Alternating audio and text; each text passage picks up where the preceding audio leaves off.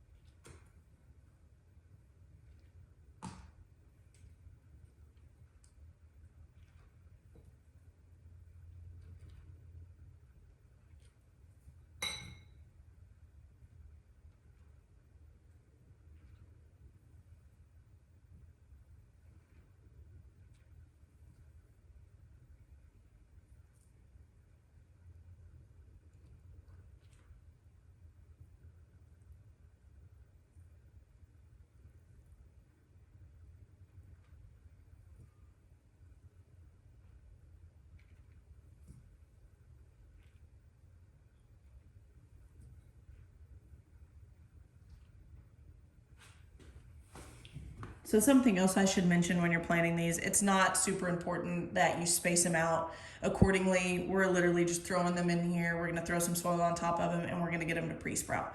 So I will put a divider in between to know, once I put my soil on top, exactly where my line is going to go as far as my anemones and my ranunculus.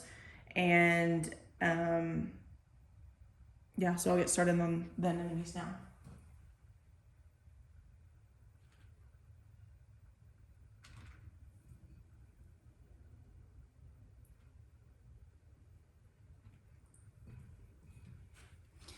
And so something else, you guys, I ordered these anemones and they're just a rainbow pastel mix.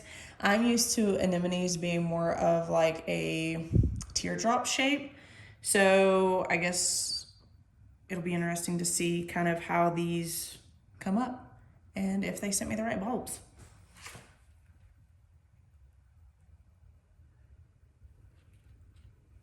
And you guys let me know on here. I've actually never grown anemones from corms before, so I'm very curious about the shape. I've only dealt with them, like I mentioned previously, in the little teardrop shaped corms, and these are like totally different. So if you guys know or have an idea of what type of variety of anemones these are, please comment and let me know. This will be my first time planting anything that I received as an anemone corm that looked like this. So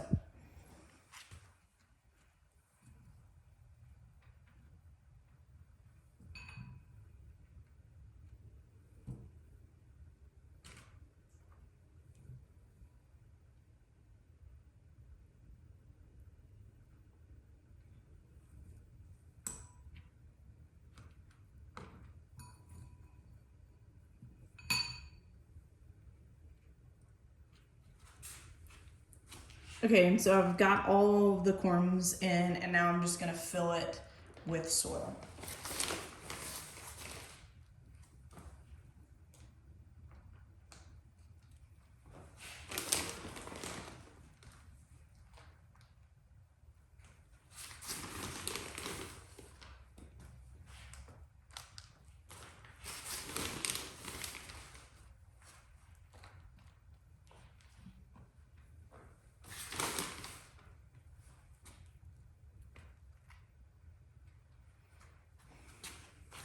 Okay, so now I've got the top dressing soil on top. I'm gonna go ahead, even though, as I mentioned before, I went ahead and pre-moistened this already, I'm gonna go ahead and put a thin layer of mist on the top just to make sure that it's good and moist and we're good to go when we put the top on.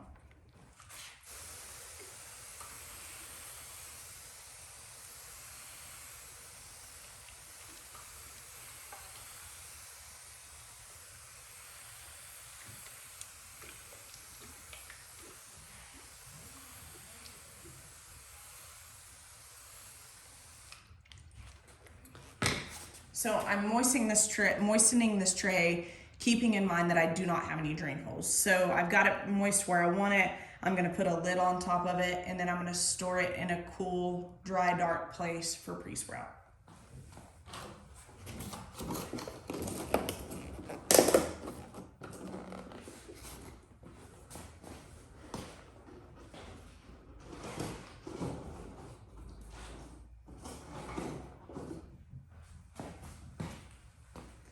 And one other thing while we're here, as you can see on the table, I do have a bunch of seeds out. I'm planning on direct sowing most of these seeds.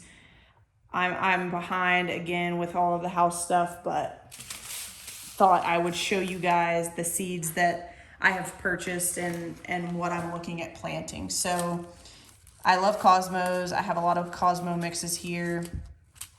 I like Eden Brothers and I like Johnny's Seeds a lot because Eden Brothers will tell you the information on the front. It will tell you the information here, germination time, direct seeding, pre-sprouting, etc., spacing, all of that. And then same with Johnny's Seeds. Theirs is all on the back. So we just have a annual mix here. I'm not really sure what this is. I'm very excited about these Cosmo apricot lemonades. They're beautiful. Look them up online. I hope that those do well for me here. Some apricotto, which is pretty similar to the apricot lemonade. Saw them online and I couldn't resist them. Fizzy white. So again, a lot of this stuff that I'm doing is going to be for cut flower arrangements. So white is just kind of a standard, and I believe, if I'm not mistaken, that was a double. So double click rose bonbon, again, beautiful, and Cosmos are fairly easy. So those are the Cosmos.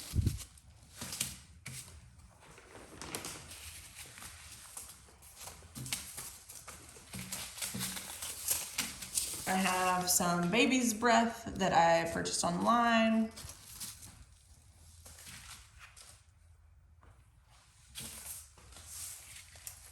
I'm gonna try out some dianthus, some rechubard, and some chubard gene dionis.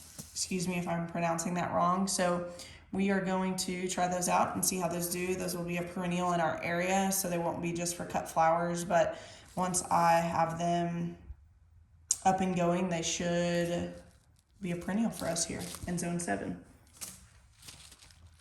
Some zinnias.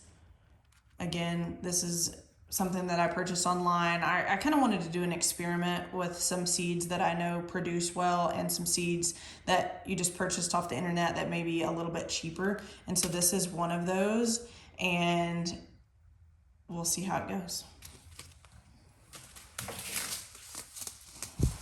Again, Eden Brothers. I'm going to try some cornflowers. They give you, this is a dwarf mix. They do give you, again, the information. These are more zinnias, cupcake pink mix, giant purple, and cactus flowered mix. So as we go along in the season and some of these are coming up, all of these will be labeled. I label everything with plant labels and markers. And as we get further into the season and things start to grow, I will keep you guys posted on what they look like and how they're doing in my zone 7. Sweet peas is honestly something that I'm not going to be direct sowing. I am going to be pre-sprouting these in trays, and if I get bored and I have some time, I probably will pre-sprout some of the other options. I have some trays over here you can see. So yeah, it'll be my first seed experience here in the new house, and we don't have everything set up yet exactly how we want it. We're still working on that. So I'll keep you guys posted as the seeds start to grow, and hopefully the corms start to pre-sprout. And once they pre-sprout, I will get them in different trays, and then hopefully by that time it'll be time to plant them outside. Typically here in Oklahoma City in zone 7, we do have a pretty good frost right before Easter, so it's really not safe for us to plant anything outside until after that point. So we're going to keep an eye on the weather. We're going to pre-sprout some ranunculus and some anemones, and potentially pre-sprout some other seeds that I showed you here. But again, if you guys have experience with those anemone corms that I just showed you, they're different than anything I've ever seen personally. I'm very curious to know if those are just a totally different type of corms, or if they sent me the wrong corms, or you guys tell me. So let me know in the comments, and I appreciate you guys watching. Thanks.